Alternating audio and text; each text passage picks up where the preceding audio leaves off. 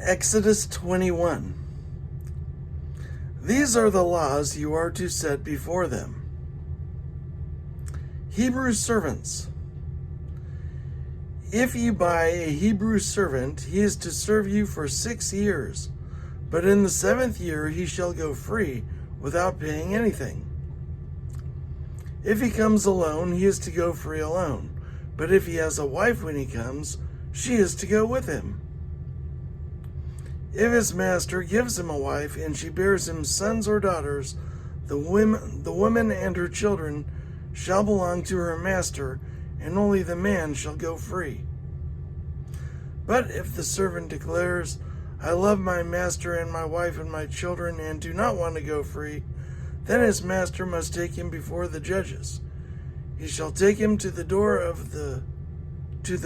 or the doorpost and pierce his ear with an awl. Then he will be his servant for life. If a man sells his daughter as a servant, she is not to go free as male servants do.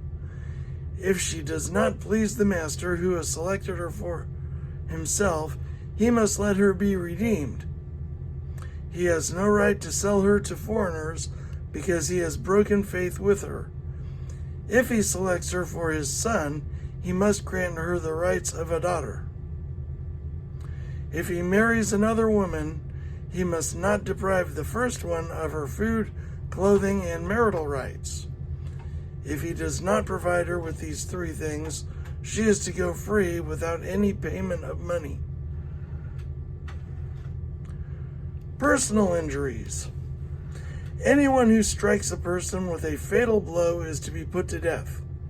However, if it is not done intentionally, but God lets it happen, they are to flee to a place I will designate. But if anyone schemes and kills someone deliberately, that person is to be taken from my altar and put to death.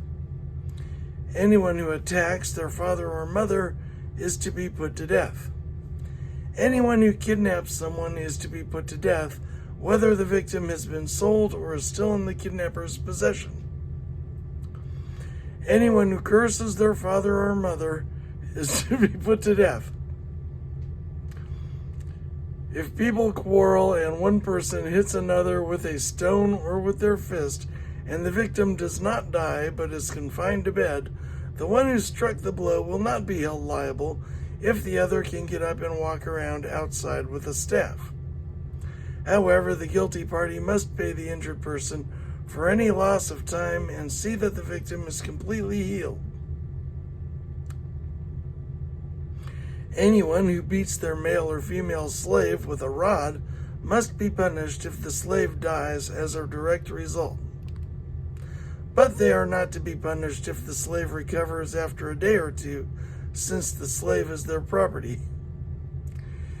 If people are fighting and hit a pregnant woman and she gives birth prematurely, but there is no serious injury, the offender must be fined whatever the woman's husband demands and the court allows.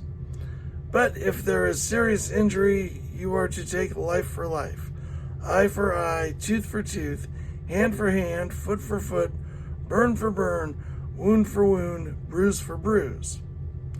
An owner who hits a male or female slave in the eye and destroys it must let the slave go free to compensate for the eye. And an owner who knocks out the tooth of a male or female slave must let the slave go free to compensate for the tooth. If a bull gores a man or woman to death, the bull is to be stoned to death, and its meat must not be eaten, but the owner of the bull will not be held responsible. If, however, the bull has had a habit of goring, and the owner has been warned but has not kept it penned up, and it kills a man or woman, the bull is to be stoned, and its owner also is to be put to death. However, if payment is demanded, the owner may redeem his life by the payment of whatever is demanded. The law also applies if the bull gores a son or daughter. If the bull gores a male or female slave, the owner must pay 30 shekels of silver to the master of the slave, and the bull is to be stoned to death. If anyone uncovers a pit or digs one and fails to cover it, and an ox or a donkey falls into it, the one who opened the pit must pay the owner for the loss and take the dead animal in exchange. If anyone's bull injures someone else's bull and it dies, the two parties are to sell the live one and divide both the money and the dead animal equally. However, if it was known that the bull had a habit of goring, yet the owner did not keep it penned up, the owner must pay animal for animal and take the dead animal in exchange.